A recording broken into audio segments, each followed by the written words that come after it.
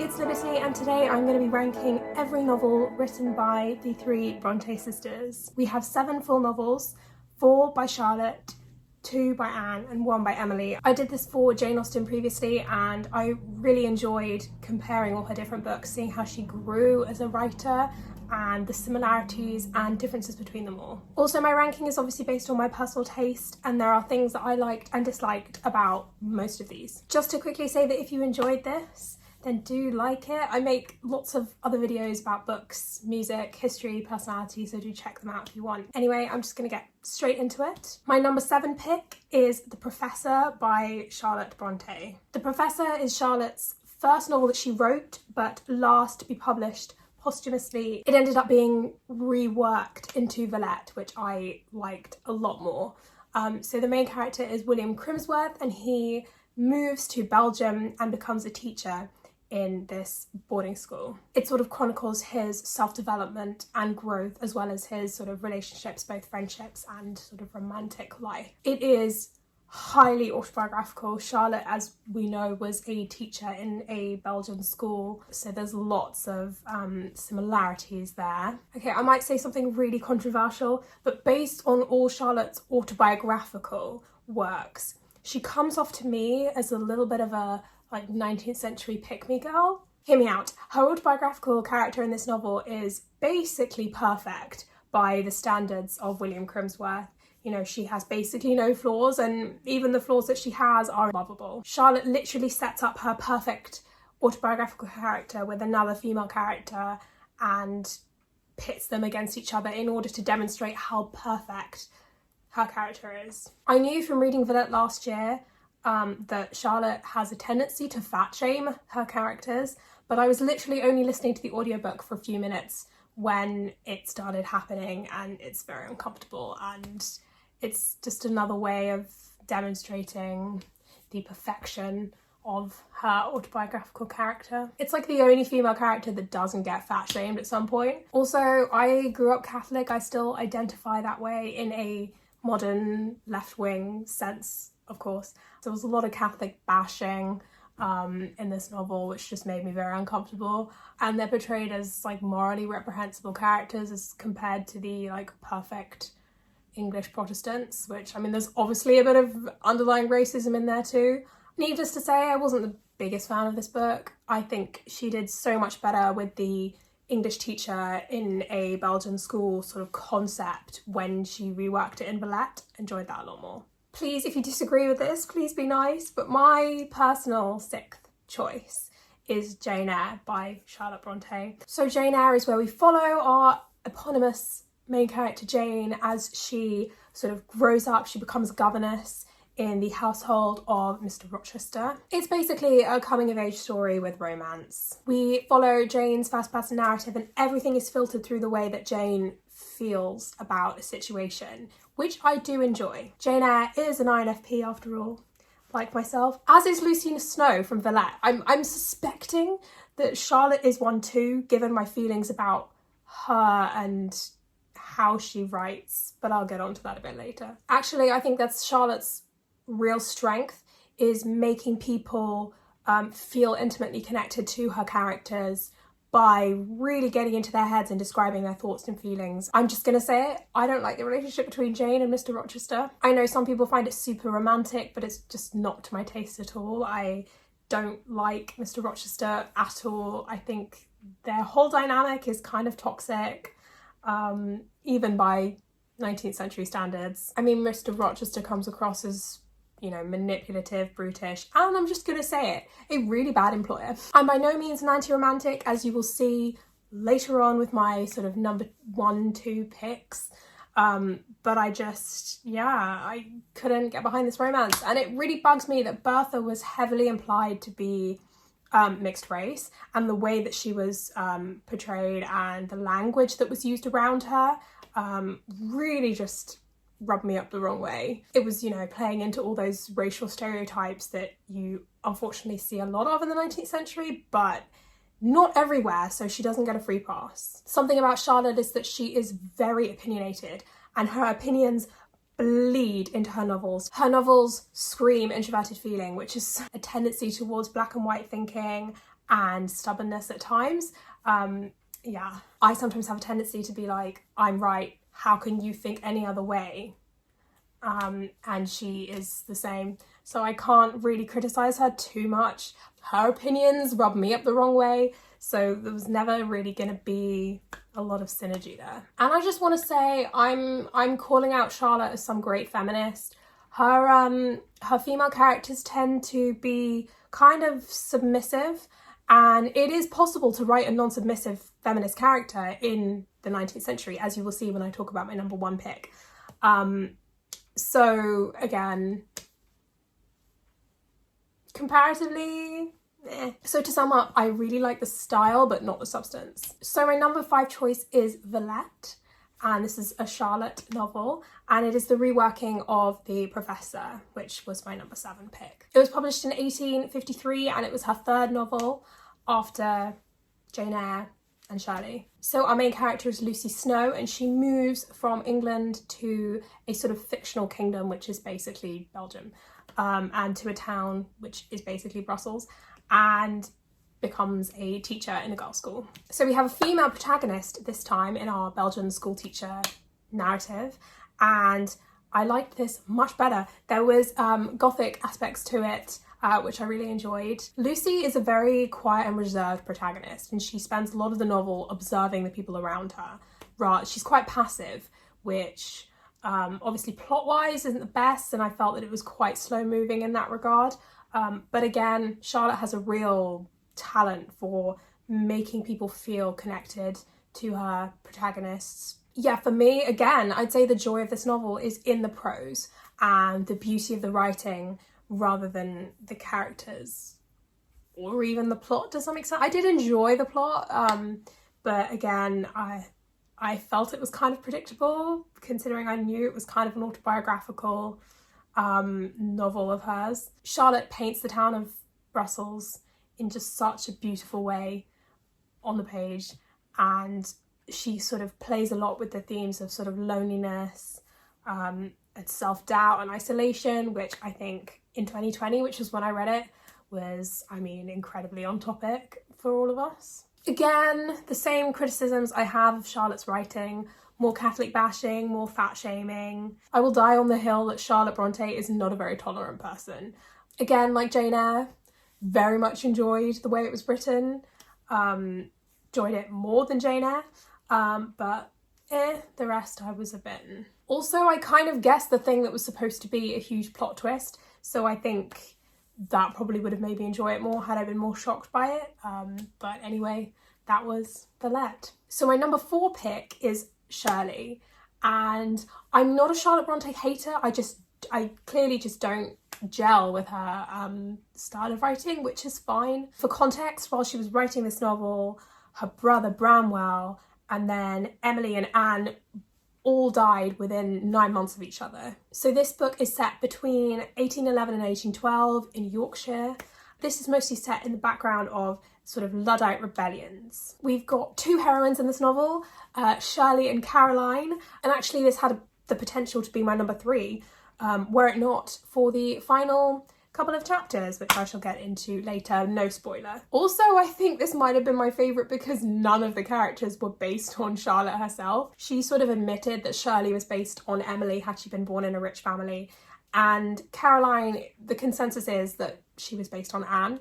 Shirley is this independent, badass female character. She sort of runs her own estate because her parents are dead, and she runs it incredibly well. She's just generally confident and amazing. Okay, the stuff I liked first. I really enjoyed that this had meaningful social commentary. The Industrial Revolution was a really important part of our history, and while the move to relying more on machines made things more efficient, you know, there were workers and families who lost their jobs, lost their livelihoods, lost the ability to feed themselves because of this, and that bred real anger and frustration, and it's really understandable. Unfortunately, we didn't get as much of the working man perspective as I would have liked. It was very skewed toward, obviously Shirley is the landowner, and we see the owner of the mill, and we get them, and we sort of get this one working man he was the perfect working man, you know? He was kind, understanding, all of this stuff. He had to be perfect in order for you to empathise with him, whereas the sort of more upper class characters, they get to have flaws.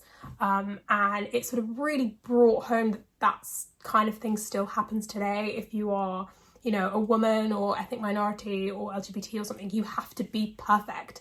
Otherwise, people fire your flaws at you whenever you try and say something. But it was really enlightening to see how this one mill was such a fundamental part of this community and how the goings on there really affected everyone. Now, she started off well with that, but I think she got quite into the romance between Shirley and her love interest and Caroline and her love interest. And that kind of fell to the wayside, the social commentary and what was going on with the mill and the workers, until sort of near the end. I would have liked to have seen that threaded through the narrative a bit more. I did very much enjoy Caroline's sort of romantic arc and that relationship. I bought into that romance. And to a certain extent, I bought into Shirley's romance too, up until the final 2 chapters or so. I'm trying to keep this spoiler free. It almost felt like she was building up the courage to write a new kind of heroine with Shirley and then just bottled it at the last minute. I could have been too eager and read and missed some things, but I don't think I did. Like, just some of the words that were coming out of Shirley's mouth near the end, I was thinking, like, this doesn't fit with Shirley's attitude towards the world. It doesn't fit. It, like, where did it come from? Emma would never. Jane Austen would never. I mean, I was really enjoying it, and I do still, on the whole, really love it. I just wish it could have cut off a couple of chapters earlier. My number 3 pick is Agnes Grey by Anne Bronte, the first of the 2 Anne novels. So this was the first novel that she wrote. It was published in December 1847, I think. Agnes Grey is the heroine of this novel, and she decides at the beginning that she's going to help her family by becoming a governess and earning her own way in the world. I would say this is the best novel I've read in terms of sort of learning about the realities of becoming a governess in the 19th century, like the actual realities. It was based on Anne's own experience of being a governess for 5 years in various different families, and I really enjoyed the effortless prose. It was such, and I don't say easy read in a bad way, I mean, it was just effortless. I never stopped. I read it really quickly. It's genuine and endearing. You can really tell that this was a debut novel in the way that it's written. You know, she's exploring the way she wants to tell stories. And actually, Anne is very witty. I think you can compare her most to Jane Austen in terms of like humour and social commentary and that kind of thing. And also irony. And I really enjoyed the pacing of this novel. It's the best so far. Anne is really calling for change in this novel. The first lines are, "All good histories contain instruction." And by drawing attention to the plight of women and governesses in this period, she's almost making a call to readers of the future, don't let this happen again. This is a theme of her novels, and it's a reason why I really love Anne as a writer. She shows people the realities and she lets people come to their own conclusions that things are wrong and right, unlike Charlotte, who tells you. I found Agnes's relationship with her love interest to be the true partnership of equals, even within the context of a 19th century, you know, marriage, which is amazing. So my number 2 pick is Wuthering Heights by Emily Bronte. So this was published in 1847, and it is a Gothic novel about 2 families who are living on the Yorkshire moors, the Earnshaws and the Lintons. They are landed gentry. And Cathy Earnshaw is a very iconic heroine. Her father sort of adopts Heathcliff, and they find each other in a household where neither of them feels very loved or acknowledged. This storyline is sort of, we get that, but it's framed in the future with Mr. Lockwood, who is staying in the house that they grew up in, and he sort of gets bits of the narrative along the way. Obviously at the time this was very controversial, both for the content and the way that it was written. Here's the thing, we know that these relationships are toxic, but Emily never puts them forward as something to emulate, which is what bothered me about Jane Eyre. No one loves Heathcliff because they want to be with him, whereas I feel like people feel that way about Mr. Rochester and just, oh no, don't please. You can tell that Emily was a poet in her writing. Everything is stormy and dramatic and powerful and beautiful. Emily's ability to sort of convey really intense and powerful emotions is just, this novel packs a punch. I feel like this novel, out of all of them, really brings the location, the natural world to life as a character in its own right. I mean, power is a really big theme in this novel. You know, the strength and power of love to make you do things that you never thought you would, or, you know, the nature of having power over other people, be it, you know, financial or physical power. It's interesting because obviously I prefer Anne's writing out of all the sisters just in general, but there is something about Emily and there's something about Wuthering Heights that just pulls me in and catches hold of me, you know? I think if Emily had written more novels, I would probably love her even more, and, you know, I think it's also because I can be quite dramatic myself at times, and I definitely enjoy the gothic side of things and the romantic nature of the novels, both in the movement and the literal, like, relationship sense. So we've reached my favourite Bronte novel, and by process of elimination, I've talked about this novel before. It is The Tenant of Wildfell Hall by Anne Bronte. This was Anne's second novel and the last before she died. We have our protagonist, Helen Graham, and she ends up at Wildfell Hall with her son. She is sort of putting herself across as a recent widow. It's told in a series of letters.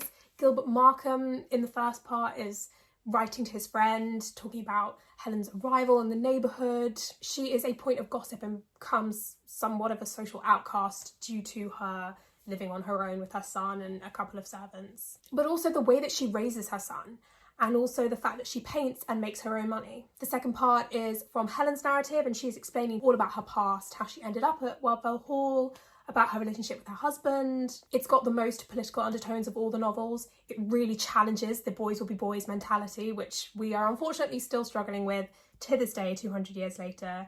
The rights of women in marriage and, you know, to their own children, and the ability of women to earn her own living. I think it's the Married Women's Property Act. It's in like 1870, 1871 or something like that. But essentially, if a woman wanted to, you know, make her own money, if she was still married, she would technically be stealing her own husband's property if she spent it. And if she wanted to custody of her child, that's technically kidnapping, you know. Ugh. I can't put into words how revolutionary this novel was, really. I mean, Anne really knows how to put a political message across without being preachy or anything like that. She was not one to romanticize things, Anne. You could say, some people have said, that this novel was a response to Jane Eyre, in the way that, you know, toxic people and relationships should not be romanticized. Show them how they really are, show the damage that they do to not only the people in them, but the children that result from those marriages. Anyway, I loved all aspects of this book, and it is one of the sort of top 5 books I recommend to most people when they ask me for just any book recommendations. It was the first YouTube video I ever made, was a review of The Tenant of Wildfell Hall, and I really am very passionate about this book. It obviously, you know, left a really lasting impression on me. Editing me just popping in to say that I forgot to mention that The Tenant of Wildfell Hall, actually Charlotte blocked it from being republished after Anne died. It's something that I think completely cemented Anne's reputation as like the other Bronte. It was the best received of all the Bronte novels at the time that it was published, and I mean, I'm not saying Charlotte did it on purpose for her own literary ambitions, but sisters can get jealous. I mean, siblings in general can get jealous. Anyway, thank you for watching. I hope you enjoyed it. If you did, do give it a little like. And like I said, I make videos about, you know, books, music, history, personality. So do check them out if you want. Do let me know what your favourite Bronte novel is, by the way. And let's chat about it. And do subscribe if you want more of this kind of thing. Happy reading.